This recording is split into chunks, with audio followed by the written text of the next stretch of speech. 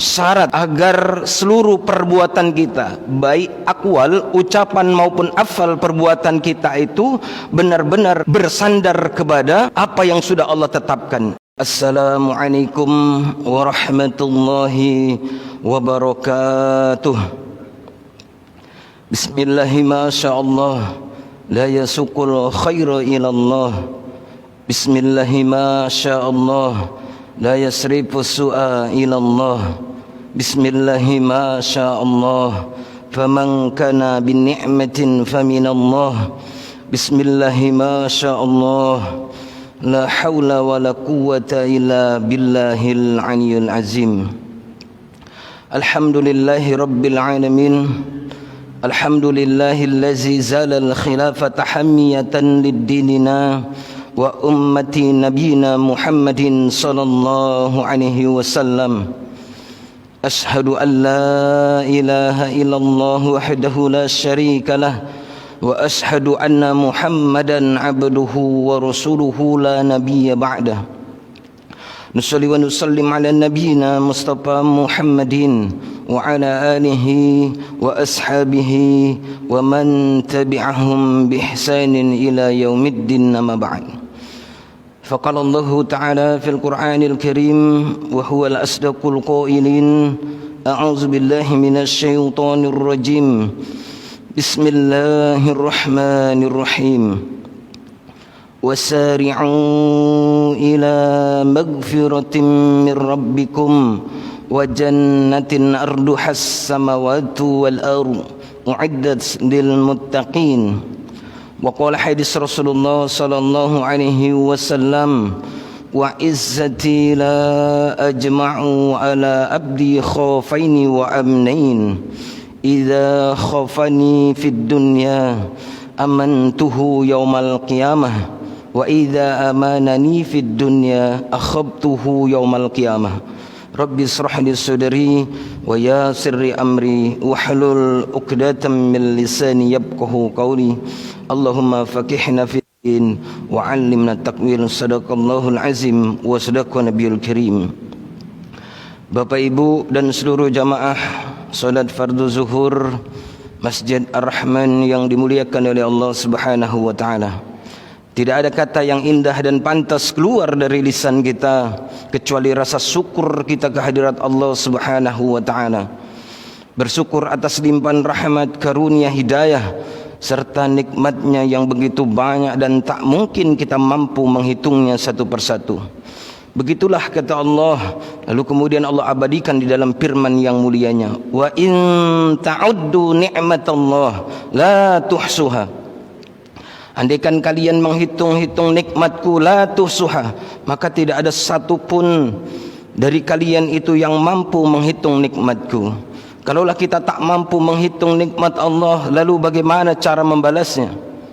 Allah tidak meminta kepada kita bayaran berupa materi dari nikmat yang diberikan kepada kita. Lalu apa yang Allah inginkan?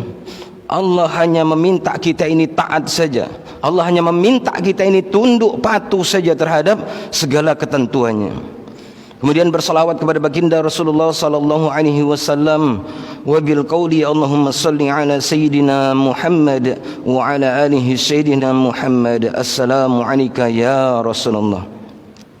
Bapak Ibu dan seluruh jamaah yang dimuliakan oleh Allah Subhanahu wa taala.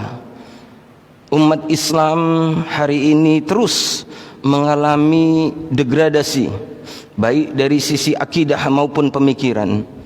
Umat Islam tidak akan bergeser dari porosnya kalau dia tetap memegang teguh kepada keduanya. Inilah yang harus kita pulihkan kembali baik dari sisi akidah maupun syariatnya.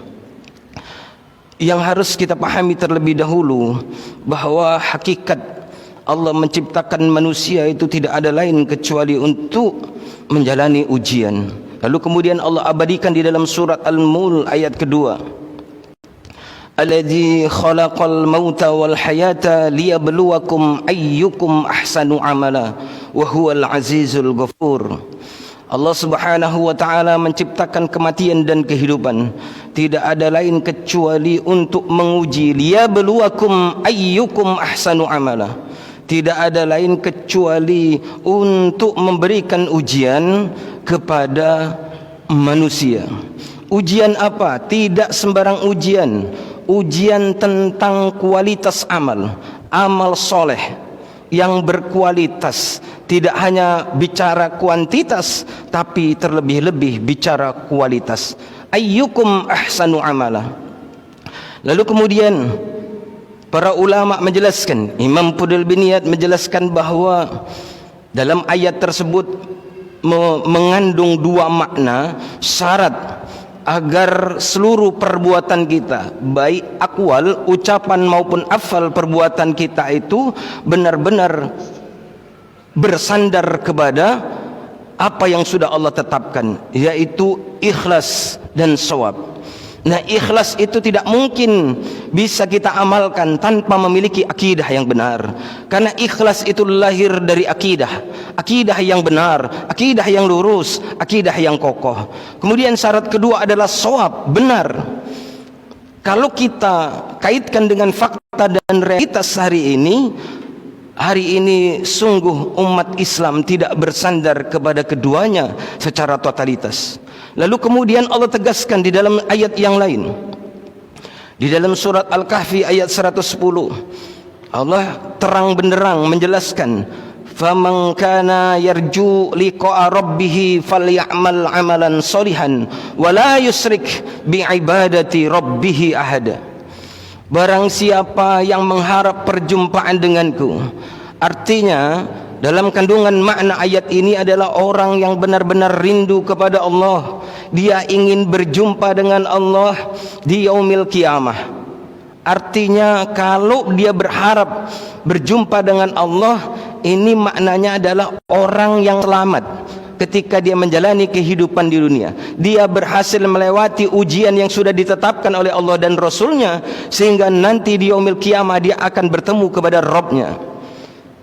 Apakah kita ini benar-benar menanam kerinduan yang amat sangat ingin bertemu kepada Rabb kita yang mencukupkan nikmat kepada kita? Tentu tidaklah semudah itu.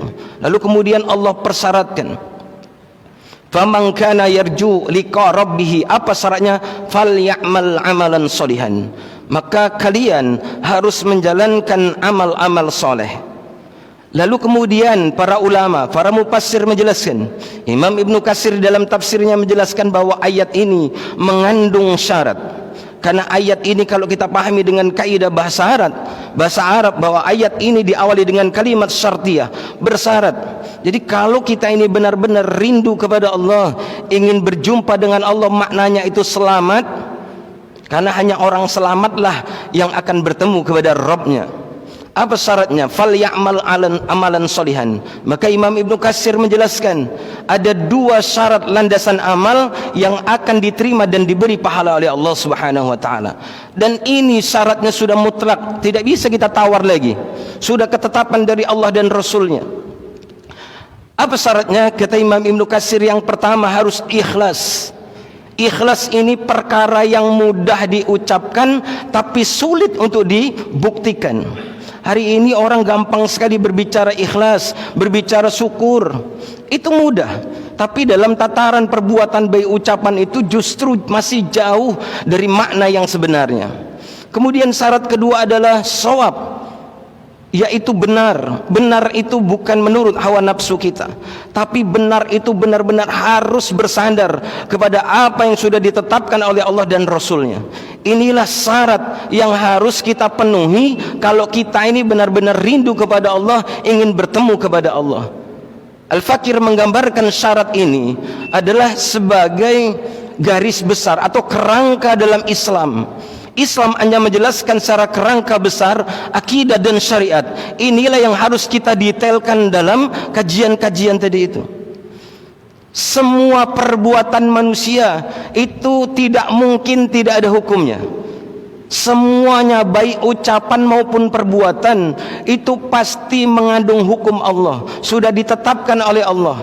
Kalau kita ingin ucapan kita ini bernilai pahala dan diterima oleh Allah, kalau kita ingin perbuatan kita ini juga bernilai pahala di sisi Allah, maka harus memenuhi dua syarat tadi ini. Inilah yang disebut oleh para ulama akidah dan syariah. Ini yang harus kita kaji terlebih dahulu, persoalan akidah. Bapak Ibu dan seluruh jamaah yang dirahmati Allah Subhanahu wa taala. Akidah itu tidak mungkin bisa kita dapatkan kalau kita bertaklid. Mengkaji akidah itu sudah dicontohkan oleh para pendahulu kita. Akidah harus dilahirkan dari proses berpikir, bukan taklid hanya mengikut saja. Pokoknya harus begini, kalau enggak begini nanti begitu, tidak. Kalau kita lihat hari ini, kenapa umat Islam mengalami kemunduran? Persoalan yang pertama itu adalah persoalan akidah. Karena ini persoalan asas yang menyangkut perbuatan nanti. Kalau perbuatannya masalah, itu pasti bisa dipastikan akidahnya pasti bermasalah. Bapak Ibu dan seluruh jamaah yang dirahmati Allah Subhanahu wa taala. Lalu kemudian inilah konsekuensi dari syahadat kita yang selalu kita ikrarkan, asyhadu alla ilaha illallah. Kalau kita sudah mengikrarkan syahadat tadi itu, kalau kita hanya mengakui bahwa Allah itulah yang layak disembah, maka kita harus tunduk patuh kepada Allah Subhanahu wa taala, tidak boleh tunduk kepada yang lain. Wa asyhadu anna Muhammadar Rasulullah, itu juga menunjukkan bahwa kita hanya boleh mengambil aturan dari baginda Rasulullah sallallahu alaihi wasallam. Tidak ada satupun yang tidak diatur oleh Islam. Kalau kita tidak mengetahui, bukan Islam itu yang tidak sempurna, tapi karena kita ini mungkin masih malas untuk mendalami Islam. Kalau kita lihat hari ini fenomenal realitas dalam kehidupan ini, kenapa kok kita melihat seolah-olah itu perselisihan? Karena mengkaji itu masih di permukaan saja. Kalau kita mengkaji sampai ke dasar, maka kita akan menemukan dasar yang sama. Tidak mungkin ada perbedaan. Kenapa terjadi perbedaan? Karena hari ini hanya mengandalkan memahami satu ayat lalu dia simpulkan, memahami satu hadis lalu dia simpulkan, lalu kemudian yang A juga dia memahami satu hadis yang lain, satu ayat yang lain lalu disimpulkan. Maka kedua ayat dan kedua hadis ini seolah-olah bertentangan, padahal tidak mungkin ayat dan hadis itu bertentangan. Tidak mungkin ayat yang satu dengan ayat yang lain itu bertentangan. Tidak mungkin hadis yang satu dengan hadis yang lain bertentangan. Tidak mungkin. Mungkin cara kita belajar yang harus kita koreksi kembali, yang harus kita evaluasi kembali, sehingga kita menemukan titik yang sama. Ketika kita menemukan titik yang sama, barulah kita merasakan persaudaraan sama muslim. Belum kita temukan seolah-olah kalau kita berbeda kelompok itu berbeda agama. Tidak. Kita merasakan hari ini, kalau kita ini berbeda kelompok, seolah-olah berbeda agama, saling meresistensi, saling mempersekusi. Padahal konsekuensinya itu berat sekali. Rasul sudah menggambarkan gimana konsekuensinya. Padahal ketika kita sudah bersyahadat, darah, harta itu harus terjaga. Kita harus saling mendoakan. Ikatan akidah itu lebih kokoh daripada ikatan-ikatan lainnya. Ikatan-ikatan lainnya itu rapuh, harus kita tinggalkan. Maka ikatan yang paling kuat yang sudah dicontohkan oleh baginda Rasulullah itu adalah ikatan akidah. Kita melihat bagaimana kehidupan sahabat dulu sebelum datangnya Islam. Mereka biasa berperang, mereka biasa berselisih, tetapi ketika mereka memeluk Islam, mereka lebih cinta kepada saudaranya yang seakidah daripada sedarah, daripada sesuku. Inilah hakikatnya dari sebuah amal yang harus kita dalami, Bapak Ibu dan seluruh jamaah yang dirahmati Allah Subhanahu wa taala. Nah, tugas kita ini sebelum ajal itu sampai, kita harus dudukkan akidah Islam itu seperti apa yang bisa memunculkan keimanan dan ketakwaan. Lalu kemudian syariat Islam yang seperti apa yang membuat Islam itu tinggi dan mulia. Karena Allah sudah katakan al-Islamu ya'lu wa la yu'la alaih. Islam itu tinggi dan mulia. Tidak ada satupun agama yang bisa menandingi ketinggian dan kemuliaan Islam. Tapi kita lihat realitas hari ini, justru umat Islam ini mengalami keterpurukan yang sangat luar biasa. Islam terjajah hulu hilir. Bagaimana pribadi-pribadi umat Islam hari ini? Kenapa? Ini yang harus kita muhasabah, kita koreksi kembali. Mungkin ada yang salah dari pemahaman kita, yang itu harus segera kita luruskan sebelum ajal itu sampai. Wallahu a'lam bishawab. Wal afu minkum. Assalamualaikum warahmatullahi wabarakatuh.